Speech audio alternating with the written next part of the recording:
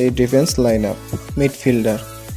Midfielder রয়েছেন আশার ভরসা একদল তরুণ ব্রুনো লুইস, পেরেইরা ও পাকুয়েতা। তবে এই দল থেকে ছিটকে পড়েছেন ব্রাজিলের মিডফিল্ডের প্রাণ ক্যাসেমিরো।